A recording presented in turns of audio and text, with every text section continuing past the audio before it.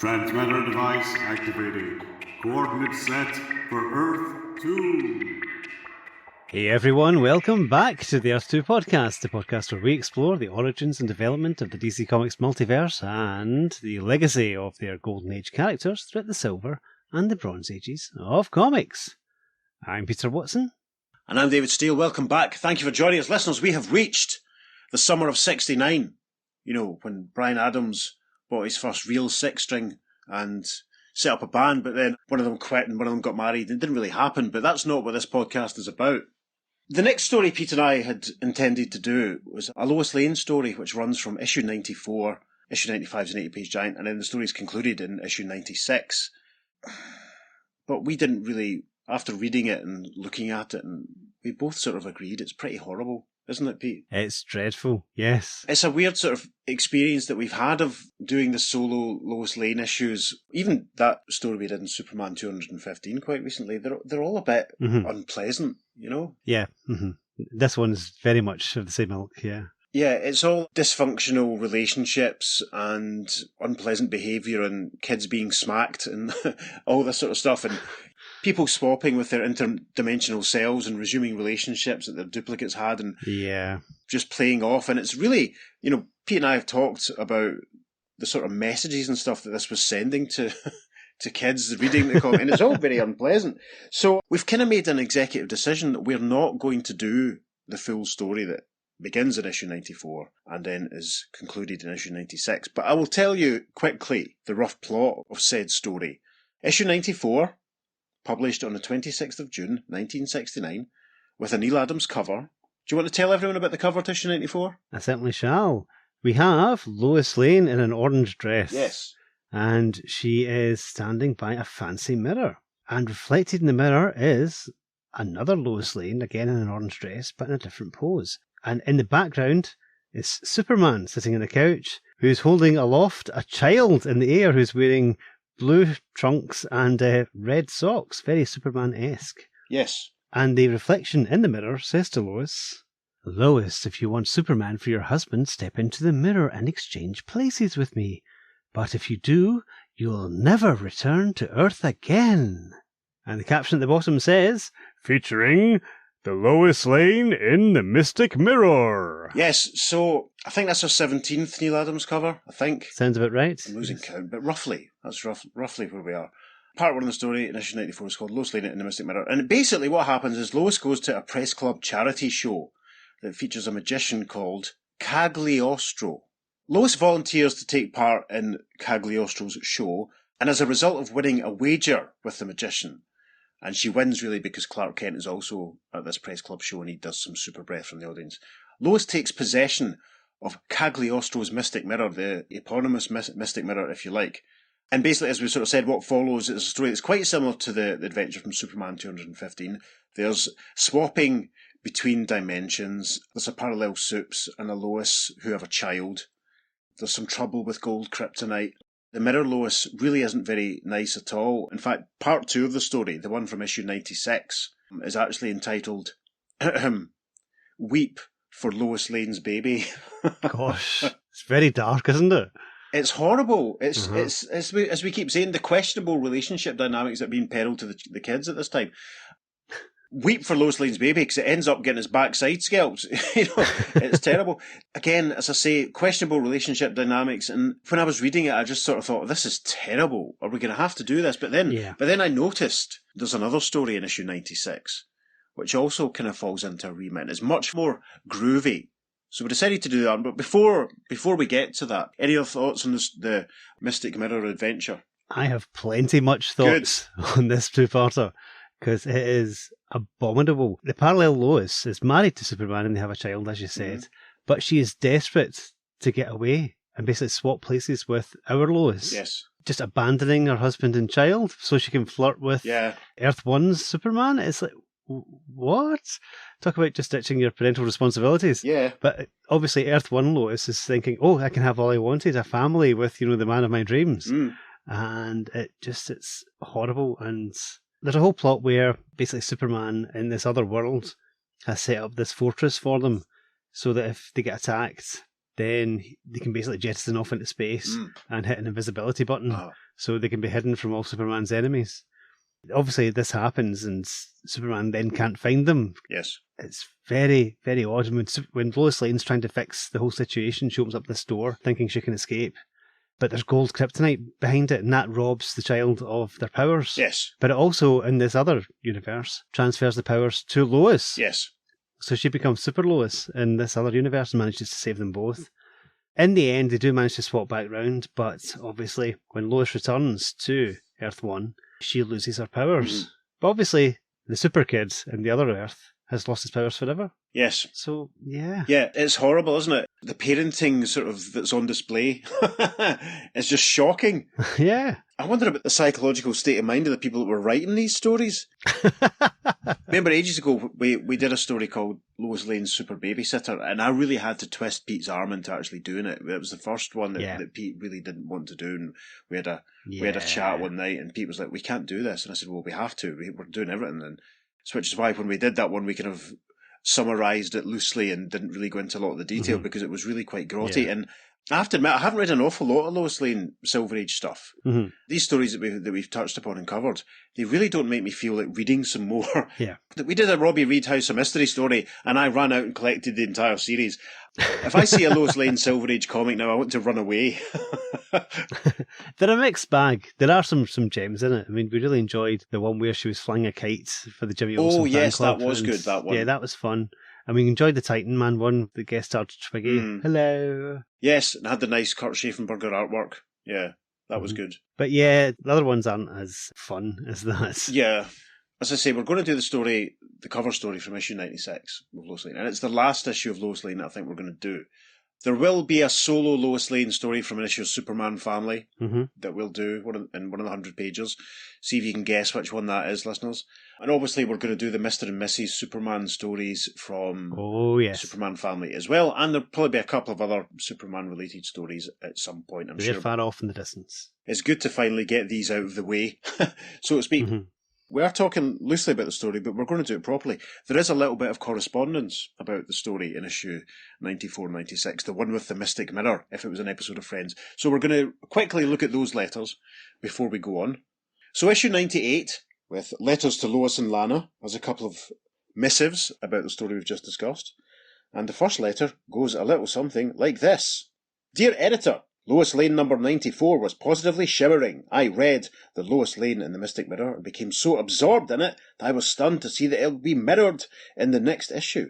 And with Lois' thoughts reflecting that she's stranded in space, I hope her dilemma is only a fantastic illusion having to do with the mirror. I'm positively glassy-eyed over the story, and that's from Paula Nass, Portland, Oregon.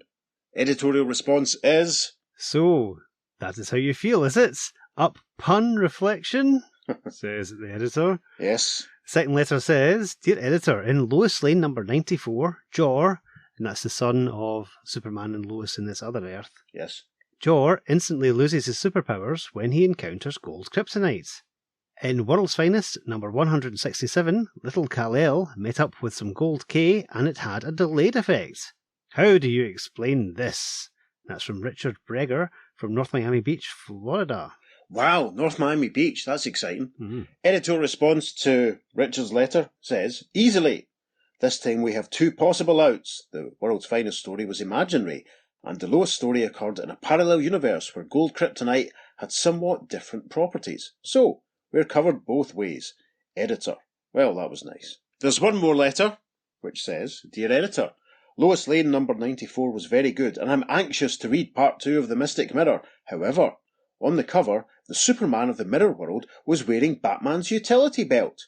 I'm not saying this was a mistake. In fact, I have an explanation. Obviously, there's a Batman in that parallel world. Therefore, the Mirror Superman and Batman are partners, like the ones in our world, and the Mirror Batman gave Soupy a new utility belt to test on a mission.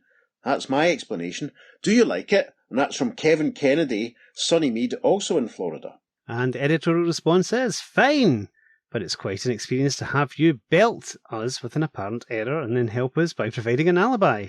Now we don't have to dream one up. Thanks, editor. I think that what happened was the parallel Superman killed the parallel Batman and stole his utility belt. That's what I think. As a trophy. He wears it as a trophy. Yes, that's exactly what it is. On the cover from that issue, you can just see 2 of the capsules. Right. That Silver Age Batman had at the side. The containers. Uh-huh. And the old style utility belts. Yeah. However, in the story, he doesn't actually seem to have that. Right. Which is quite interesting. So, the 2-part Lois Lane and the Mystic Mirror story. Kids, if you want to read it, you could track it down, but don't come crying to us. Here we are. We're now going to do the lead cover story from issue 96 of Lois Lane, published on the 12th of August, 1969. Pete, would you like to tell everyone about maybe the 19th Neil Adams cover that we've had? Yes. On this cover, we have Superman, irradiated in green. Oh no, that can mean only one thing. He's chained to a wall, and in front of him is a man in a puffy shirt with kind of a mullet thing, a swept back mullet going on with sideburns, receding hair, a bit of a goatee going on. Looks like he stepped out of the set of Zardoz. And he's talking to Lois Lane and Lana Lang. And he's saying, "Prove your love for Superman. To save him from kryptonite death, one of you must drink this poison and die, so that he may live and marry the other." And above Lois and Lana, we have 2 empty speech balloons. Empty. Oh. Yes, it's almost like they're both talking and they've been silenced or something. It's this horrible misogynistic undertones to everything that happens. Very unpleasant. And a caption box at the side says, "Can you guess what the girls are saying?" And at the bottom, there's another caption that says, "Which of them will agree to die for Superman?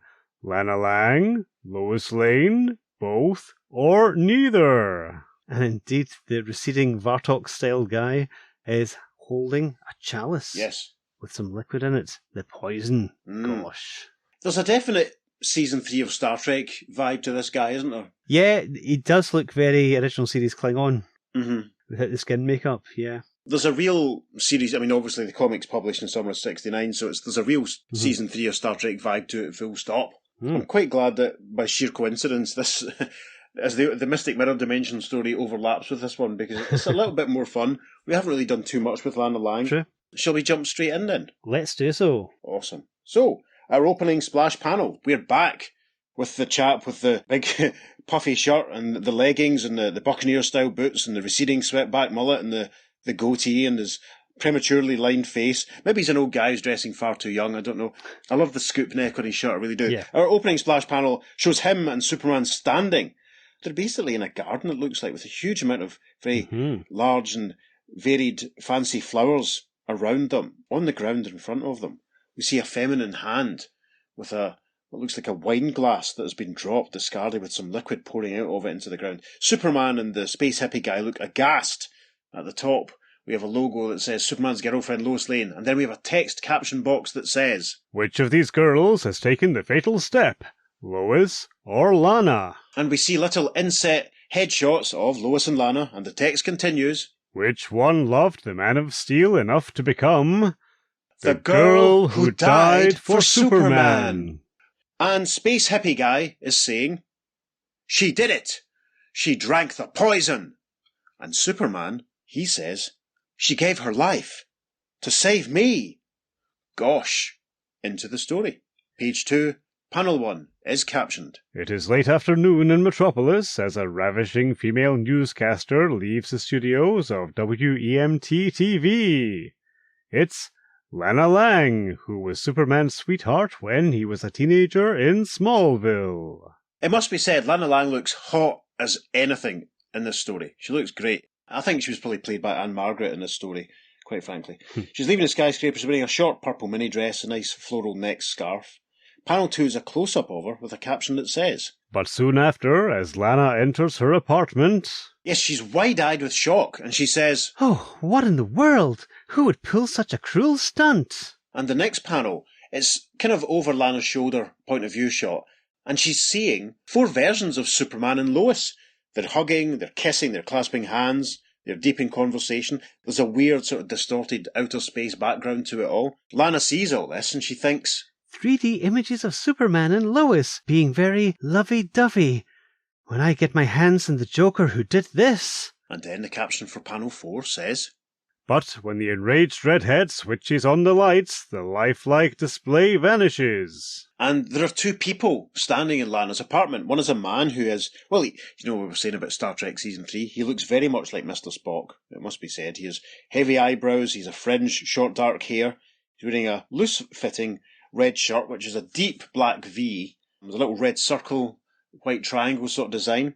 The lady who's with him has very short hair. She looks a bit like Bernice Summerfield from the Doctor Who New Adventures, actually. She does, yes. She also looks a little bit like the lady from Superman 2, if you want to try and picture her. I can't remember the character's name. What's she called? Ursa. There you go. Sarah Douglas. There we are. That's not difficult, is it?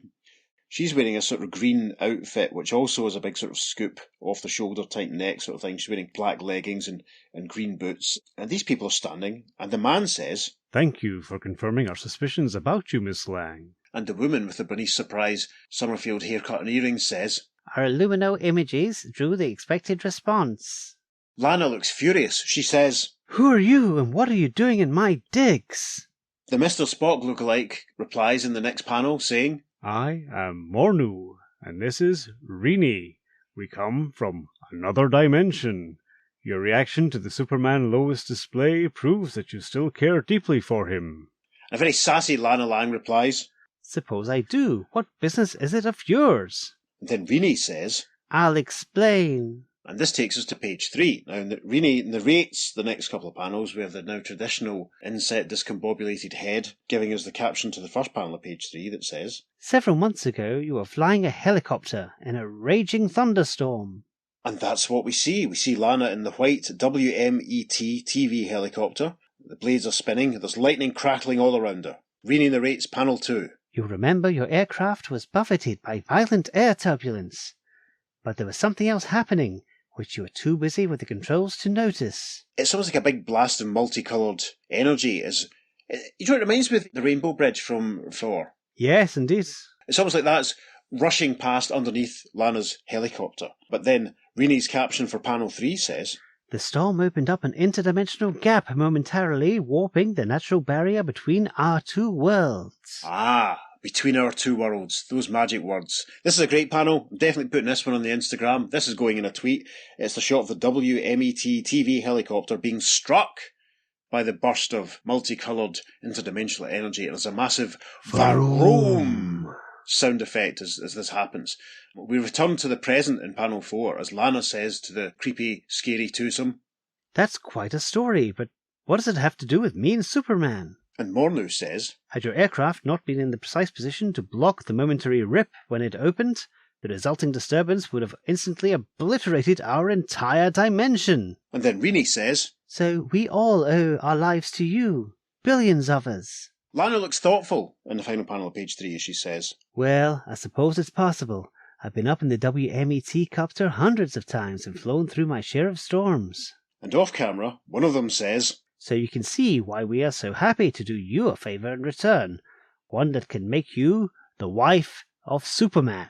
Gosh, it's all women seem to think about in these stories, isn't it? It is indeed, yes. Marrying Superman and stuff. It's just depressing. Right, so top of page 4. The caption for the first panel says, At that moment, in Lois Lane's apartment building, several miles away. Yes, we're with Lois. She's wearing a very, very, very fetching white blouse with some red detailing and baggy blue trousers. Sort of thing Alex Jones might wear on the One Show. I mean, the lovely, bubbly Welsh TV presenter. I don't mean anyone else. And she's clearly riding the elevator in her apartment building, or as we say in Britain, the lift. And also sharing the elevator space is the freaky-looking Star Trek Series 3 guy who we saw in the splash panel on the cover. We can see his leggings and his Buccaneer-style boots and his belt and his big scoop neck and the nice circular pattern detail around the scoop neck and his swept-back receding mullet and his goatee. And Lois is kind of giving him some side-eye, and she's thinking, talk about characters. Look, I just stepped onto the elevator. There must be a masquerade party in the building tonight. And then the caption for panel 2 says, Unexpectedly. And we see that this character, Star Trek Series 3 guy, who, interestingly, isn't named in this story, he's pressing some buttons on the wall. There's a bit of a flare around him, and Lois says, Hey, why are you dousing the lights? And then the next panel, in a similar thing to what happened when Lana saw all of the different Superman and Loises earlier on, we see that Lois is now looking at Superman, who's surrounded by a green glow, looks though he's chained to a wall by kryptonite handcuffs or shackles, and he's definite green glow to his face. Lois looks shocked and says, "It's Superman! Trapped in kryptonite shackles! That stuff is deadly to him! He's turning green! He's dying!" And then the caption for the next panel says, "And then the light is switched back on." Yes, we seem to be just back in the lift as normal. Scoopneck Star Trek guy says, "No, Miss Lane, what you saw wasn't really Superman, but an Illumino image I projected. Yet Superman really is dying, in my dimension, just as I showed you." "Why tell me about it?" says Lois.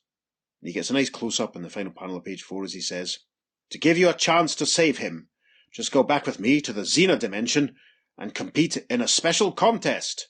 That's Xena spelt with a Z, just if you're wondering about such things. Not like a warrior princess. Yes. Lois, also looking very Bernice Summerfield, it must be said, in this panel says, "And you'll free Superman, eh?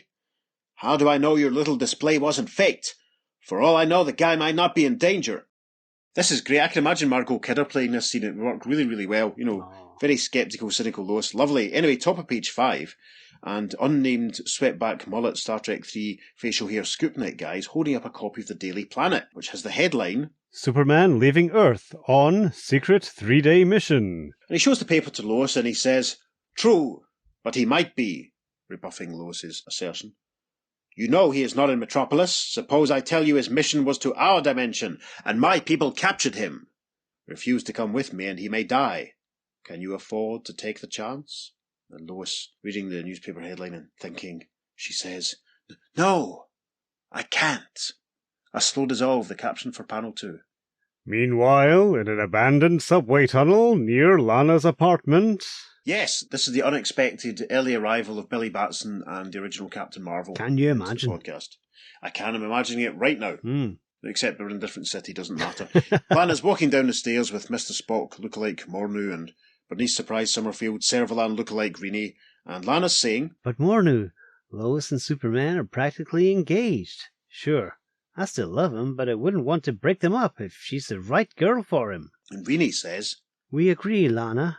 In the next panel, they're walking down a platform, it looks like, and there's a sort of capsule on the platform in front of them. It's more sort of space capsule type thing. It's like a bubble car, really, isn't it? Yeah, it's kind of odd looking.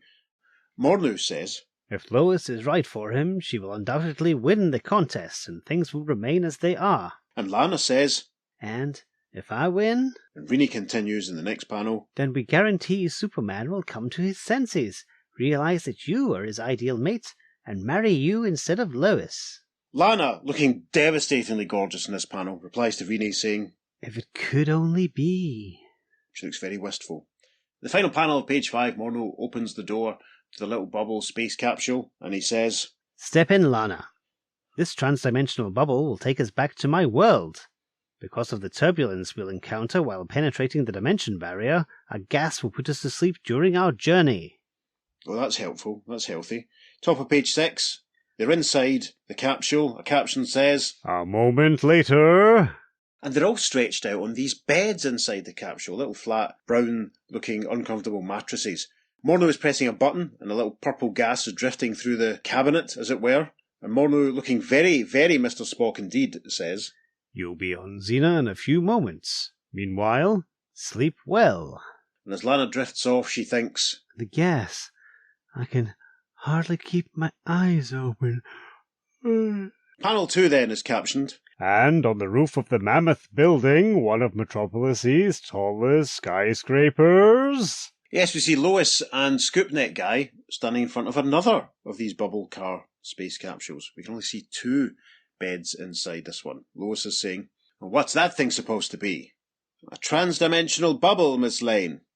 Both of us will be put to sleep during the rugged trip across the space-time gulfs, and we'll awake on Xena. The next panel, they're both reclining inside the capsule. Lois says, I don't understand the contest bit, but if Superman's been hurt... And the other chap says, You have the power to save him. Now be quiet and go to sleep. And in the next panel, he's sort of looming over Lois. This is really creepy, looking down at her as the gas surrounds her. And he thinks, she's out cold. Now for the next step in our plan. And page 6 is rounded out with a caption that says, What's this? Why didn't the gas conk out the guy too? Is he telling the truth? Or are Mornu and Rini giving Lana the straight stuff? And what sort of contest is being set up for the girls? Answers coming up in part 2, after a brief pause for advertiser identification. Yes, there's an advert for a Revell model kit of a World War II aeroplane. Thunderjug, there we go. The P-47D Thunderbolt, so there you are. I'm wondering if they're going to have to compete in a series of events like Wonder Woman seemed to have to do with herself. Can you imagine? I'm imagining it right now. Did Robert Kanigher write this? Yes, every other week it seemed to be happening. Did Robert Kanigher write this? This one was written by Carrie Bates, again, yay. Interesting. Get a lot of Carrie action these days. And it's penciled by Irv Novick, whose work I love, and Mike Esposito was the inker. Novick and Esposito, that's quite an interesting combination. Definitely, yeah. Yeah, I like the artist very much, but we'll say more about that at the end. So, Indeed. top of page 7, a caption box says, Part 2, The Battle of the Beauties.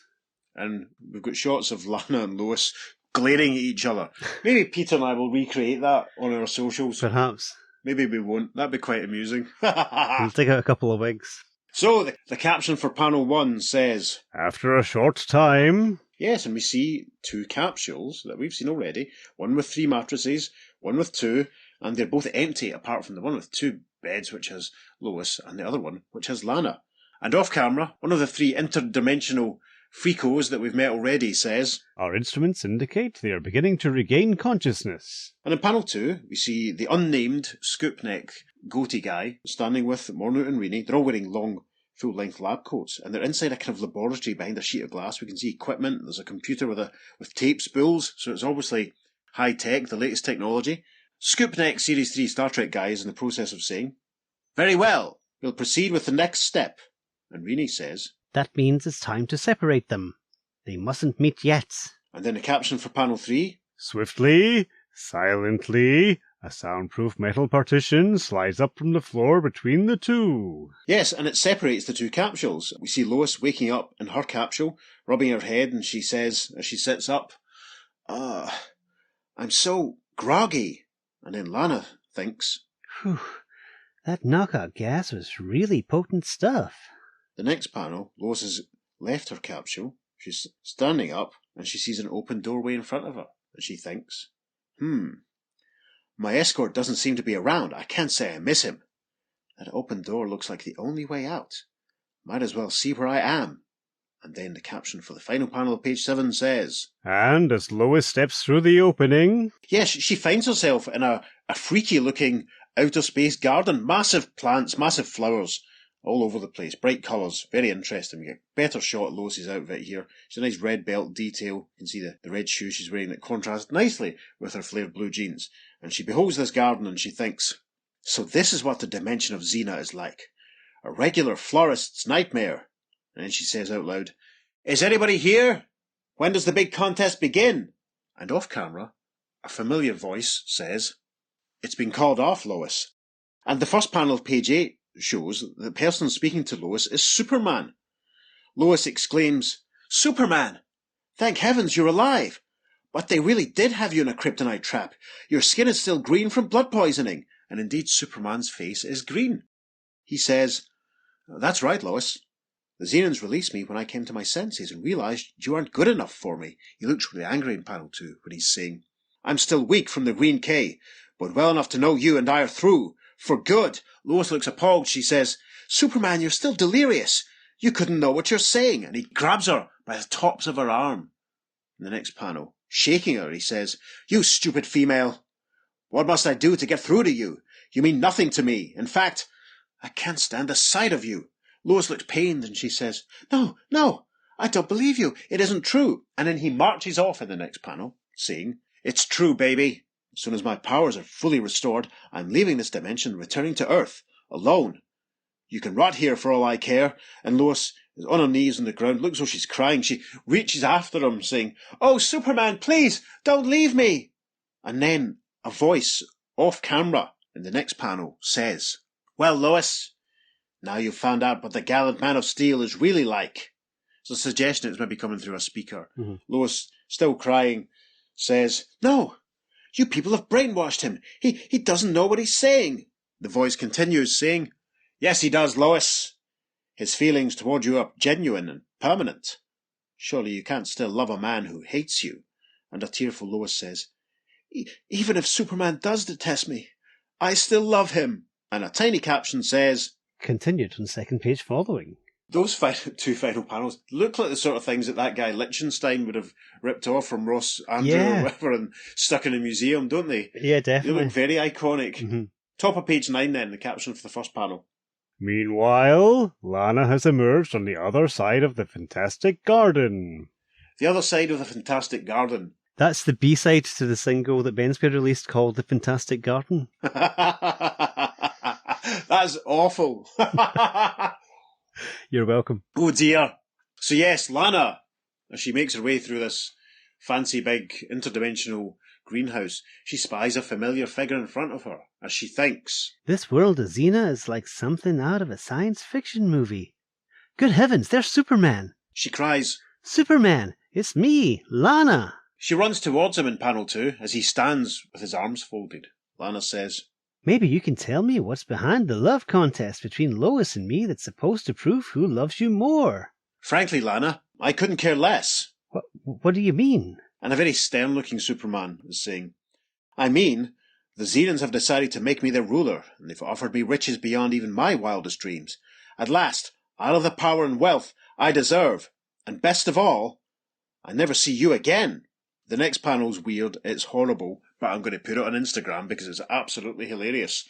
Superman has lifted a rock off the ground and he's sort of crushing it in his hands. There's a massive crush sound effect, and the sort of sand created from this crushing the rock is dribbling down over Lana. Superman says, Bah! I'd just as soon crush Earth the way I'm crushing this stone. And Lana says, All right, Superman, forget about me. But you can't abandon Earth to become a tyrannical king in this dimension. Our world needs you. He's marching off in the next panel. She's on her knees in the flowers crying as she says, Oh, Superman, what have the Xenons done to you? They just made me realise how many years I'd wasted being a super do-gooder. So long, Lana. See you later. I hope not. The next shot is a panel of Lana crying, and another voice, off camera, all jaggedy as if coming through speakers, says, You seem to be sensible, Lana. So, how do you feel about Superman now that his true personality has come out into the open? Lana thinks, A voice, but where's it coming from? It doesn't sound like Mornu or Rini. In the first panel of page 10, Lana shouts out loud, I don't care how bad he seems now. I've known Superman almost all my life. I grew up with him, and no matter what you do, he'll always be the man I love. Oh, that's so sad. The second panel of page 10 is captioned, And back in the glass booth. and we see Mornu, Rini, and the unnamed one in their lab coats with their clipboards. So they have clipboards in this other dimension. That's interesting. Or do they? Mornu says, We've completed every phase except the last. and Rini says, I must say, these girls are turning out to be fascinating subjects. and Scoop Next Star Trek Series 3 unnamed guy says, Things should get even more fascinating when they meet, Doctor. I'll slip into my other clothes for the next test. Gosh, this is a bit odd. Caption then for panel 3. And a few moments later, the meeting takes place. Yes, Lana's still standing amongst the flowers as Lois runs towards her. Again, we get great looks at their outfits. Very contemporary, very fashionable.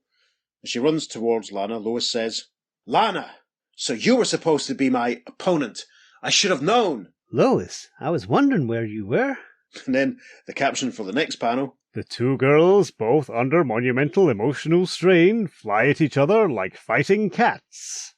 Yes, this panel's definitely going on Instagram. This is a cracker. Yeah, they're basically having a fight. They're struggling, pulling each other's arms. It looks as though Lois is trying to get hold of Lana's hair. They're down on the ground. Lois says, How dare you try to come between me and Superman? And Lana replies, Why, I bet it's your fault he's turned evil. and we see that they're being watched by Star Trek Series 3 switchback, goatee, scoop neck, circle detail guy who's thinking, well, they're really having a brawl, but I'll break it up. He must have left his lab coat back in the office. The final panel of page 10. The girls are still struggling as he says, Finish your fight later, girls. Something more important has come up. And Lois says, huh? And Lana says, What? and as we arrive at the top of page 11, we see Scoop Neck Star Trek Series 3 guy in all his glory, indicating behind him. We see a very familiar figure. Lois cries, Superman! Captured again! Those kryptonite shackles will kill him! Lana says, Fiend! How dare you do that to him? The next panel is a close-up of Superman, looking green, not very happy at all, as he says, The Xenons forced me to say those terrible things to you, Lois and Lana. I didn't mean them. You must believe that. And then the caption for panel 4 says, The next moment, the menacing trapster takes his hand from behind his back to show a glass containing some liquid. The menacing trapster, is that his name? We'll never know. Let's go for that. Yes, he holds up a glass. It looks like it's just a glass of red wine, quite frankly. We see Superman passed out in the background, Lana and Lois in the foreground of the panel, looking appalled as the menacing trapster, aka Star Trek Series 3 Scoop Neck guy, says, There is a way to save him. One of you girls can die in his place by drinking poison. Come, which of you loves Superman enough to die for him? The caption for panel 4 says, For a moment, the girls are silent. Then... A very determined-looking Lois reaches forward, saying, I will. I'll gladly die for the man I love. Lana looks a bit concerned, and she says, Don't do it, Lois. How do you know they'll free him? They might kill him anyway. And the final panel, page 11, shows Rini and Mornu back in the laboratory, Rini with a clipboard, and they're watching events unfold on a monitor screen. Rini says, Amazing. Lois isn't even hesitating. Her love for Superman is actually compelling her to sacrifice herself. Yes, we can see in the monitor screen that Lois is holding the glass, very much in the contemplative style of Paul McGann in The Night of the Doctor. Mornu comments, saying, I wonder why Lana held back. Let's leave the control booth and go down for a closer look. The first panel of page 12, we see Lana and the menacing trapster look on as Lois sips from the glass. No, actually, she doesn't really sip. She takes a big, healthy slug. Lana says, There, she did it. Are you satisfied? Now turn Superman loose. She's actually drinking it. The experiment is over.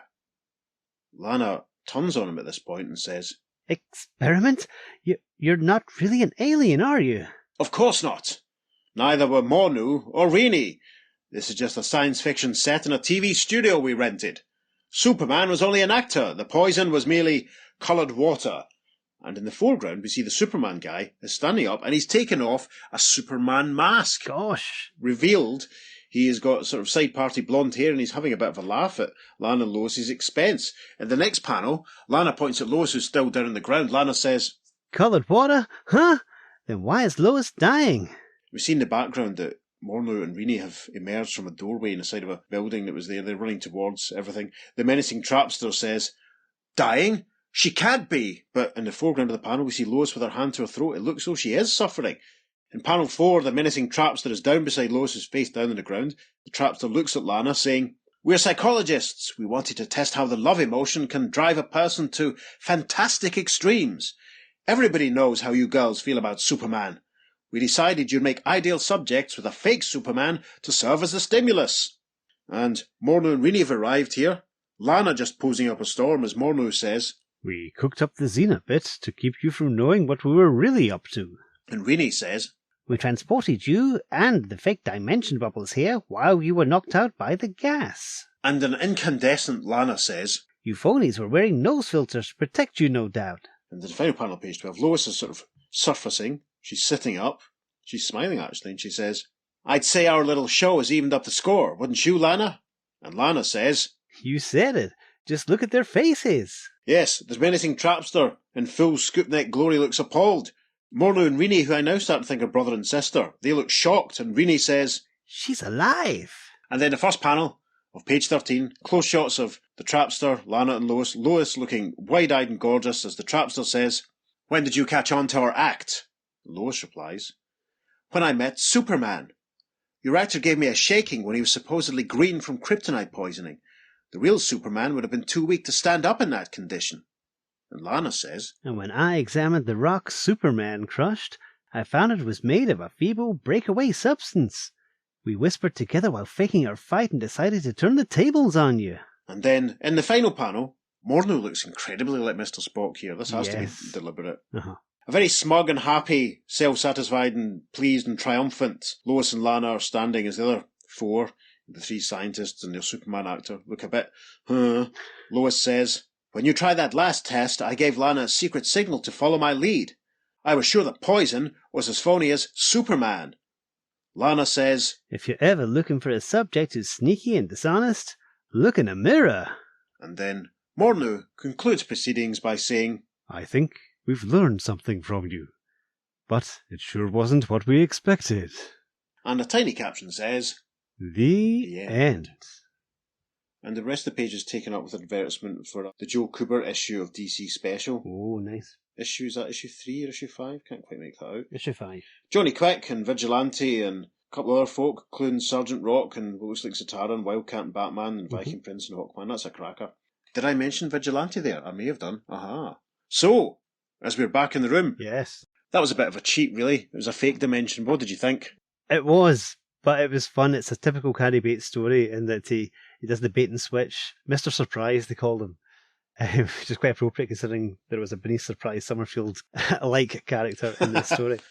As I said, I love Cary Bates stuff. Cary Bates and Irv Novick actually are my favourite team on The Flash of all time. Yes. It's really fun seeing them do this before they actually, work together on The Flash. Mm-hmm. Again, it's a disposable story, but it is a fun little twist, especially compared to the other story that's in the issue, and indeed in the previous issue. Yes. I was amused by the looking in a mirror reference in the last panel. That was a nice coincidence. Nice time. Yes, it's disposable fluff, but it's much more pleasant disposable fluff than the other ones. It certainly seems a bit more modern in its outlook with the character stylings, and I loved the groovy panel of Lana's helicopter. That was probably my favourite thing in the whole story. Yeah. Definitely my favourite thing that we've encountered in this episode. Yeah, it was fine. It was just nice to read a Superman story which didn't really have too much in the way of horrible relationship dynamics, even though the way that Superman behaved, even though he wasn't actually Superman. Yeah. When he was speaking to both ladies. Mm-hmm. No, it was interesting. I don't really have too much to add. It was a nice little fun knock around. I think it would have been interesting if they had turned out to be really from another dimension, and maybe the girls... Yeah. There was maybe another panel squeezed in when the girls returned home. Mm-hmm. Or something, they could have been scientists just carrying out from an alien dimension, carrying out a psychological experiment. Yeah. But it was fun. I liked the reference to a set from a TV sci-fi program. Yeah. That was quite funny. I think the Star Trek influence is very heavy in this. I think it is basically supposed to imply it is either Star Trek or maybe Lost in Space. Mm-hmm. Just the look of the characters, as you said. Yeah. Mornow's definitely based on Spock, apart from the pointy ears, obviously. Yeah. But he's got the proper bowl cut, and just visually his face looks very much like him. Definitely based on that. Yeah. Very like Leonard Nimoy. Mm-hmm. Oh, does that give us an excuse to do I'm Leonard Nimoy when I'm not being Mr. Spock in Star Trek? I'm listening to that tweet will probably happen. Apologies, listeners. Yeah, me do. Yes. As you said, the Liechtenstein-esque panels you're talking about at the bottom of page 8, the one in the bottom right-hand corner reminds me a lot of Keith Giffen's later work. It's a really intense close-up. Uh-huh. This sounds daft, but I've seen almost that identical image in a page from Ambush Bug with Ambush Bug crying. Right. Interesting. I'll need to have a look and see if I can find it myself. Literally, yeah, it's fantastic. Those panels of Lois and Lana emoting quite heavily, they're all quite reminiscent of a few of the other DC romance comics of the period. I'm sure there's another one with a similar close-up of a young lady wearing sunglasses with a couple in a clinch reflected in them, which has a similar sort of vibe to that one. Mm-hmm. The artwork's very nice. It felt a lot more modern than some of the Superman family stories that we've done. Yeah. It certainly felt a little bit lighter, even though there is still some questionable adult male and female dynamic behaviour on display. Definitely. The dialogue certainly is a bit hipper, for lack of a better expression. Yes, a bit fresher. Yeah, things like the fake Superman saying, "It's true, baby." I mean, you wouldn't actually expect our Superman to say that. No. Stuff like that. Yes, that should have been a clue that something was off, really, wasn't it? Hang on. Even when Lana's gone into her apartment, she's referring to it as her digs. Yes. Again, it's just sort of slightly more hip language. Yes. Kind of a bit different from, the usual 1950s style we're used to with these sort of stories. Yeah, I mean, I suppose, as you say, that's the influence of hip young Cary Bates coming through there, making changes and bringing DC Comics screaming into the 1960s just as the decade is finishing. Of course. I find it really funny that the Daily Planet have got a headline saying Superman's not going to be here for 3 days. Surely that says, criminals, go for it! That's a very valid point, actually. I wonder what he was off doing. I wonder if we'll ever find out. Maybe when we write our DC comic, we can cover that. Yes. It'll be quite amusing. Mm-hmm. So, we have a few letters to look at covering this issue. We do indeed. So, from issue 99, Letters to Lois and Lana, the first letter we're going to read goes a little something like this. Dear Editor, in The Girl Who Died for Superman, the splash page depicts Superman and the alien looking at the body of either Lois or Lana. We can only see her arm, and on it there is a bracelet which is worn by Lana throughout the story. Why then does Lois supposedly die in the tale? And that's from Ken Honig, Franklin Square, New York. And the editorial response says, Because we have a very sneaky artist who likes to slip false clues into splash panels, says the editor, which is fair enough. We didn't really pick up on that ourselves, I suppose. Nope. A splash panel wasn't really strictly accurate, given who was actually there when Lois actually drank the dreaded stuff. Mm-hmm. But that's the whole point of splash panels, really. It's to give the flavour of the story. Same as covers, to give the flavour as opposed to an exact scene from the story, you know? Yeah, that's true, definitely. Mm-hmm. That's the only letter in this issue, but we jump forward to issue 101, and one letter there says, Dear Editor, I liked The Girl Who Died for Superman. The only problem is that the title was very misleading. When I got to the part where Lois drank the poison, I thought my heart was going to stop beating. You shouldn't present such disturbing material in a top-drawer magazine. Someone might go into shock just at the thought of their idol, Lois Lane, being dead. If it really happened, I'm sure Superman would pine away and die. Gosh. Then you wouldn't have any Superman magazines. Seriously, though, I really like the story. And that's from Charles Baum, Percassi, Philadelphia. Charles, you do realise that Superman's not real, don't you? Anyway, editorial response says, so, we put you on with a big fake death, and you come back with a bit of fake criticism, and just in time for April Fool's Day. Yes, just in time. We record this in the first week of July.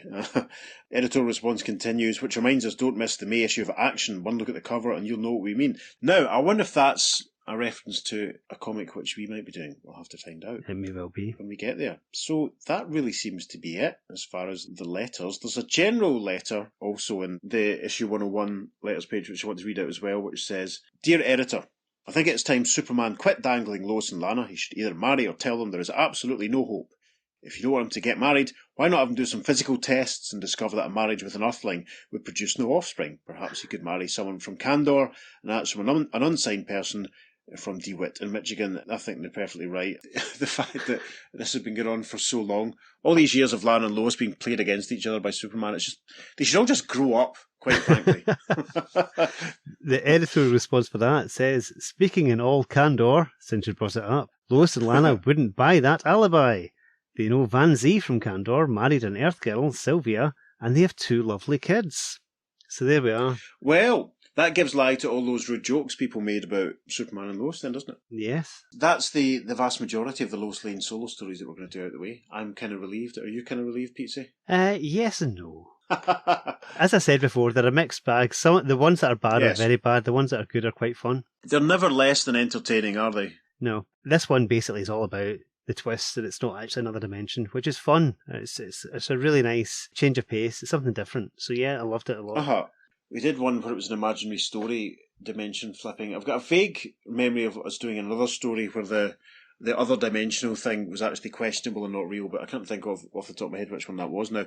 It's Roy Raymond that we haven't done yet. Well, that explains that then. We need to schedule that. We've talked about doing that one for about a year and a half. Yeah. I can't remember Christmas before last we were talking about when we were going to do the Roy Raymond one. Mm-hmm. So we should really figure that out before too long. Maybe we'll have another interesting flashback before that though. So yes, there are still some more Superman family stories to come. Supergirl will be back very soon. There are a few stories from Action Comics that we'll be doing before too long. There will be some more Superman. Don't worry about such things. If you are worried, you can get in touch with us and share your worries. You can write to us at theearth2podcast@gmail.com. Make sure you follow us on social media because we're putting up some lovely bonus content for this episode and indeed every episode. On Facebook and Instagram, we're at the Earth 2 Podcast, and at Twitter, we're at podcast_Earth2. Yes, if you've been affected by any of the questionable relationship dynamics that have been portrayed in these Lois Lane stories that we've covered, seek professional help. We are not qualified to assist you. Failing that, I've been Peter. And I've been David, and we'll see you again very soon on The Earth 2 Podcast. Transmatter cube activated. Return coordinates set for Earth Prime. Sorry, I'm just being appalled at everything. Oh, there's... Right, okay. Sorry, I've got the telly on the background and Peter Butterworth just walked up to William Hartnell and it's not Doctor Who. You couldn't know what you're saying. And he grubs her. Grubs her?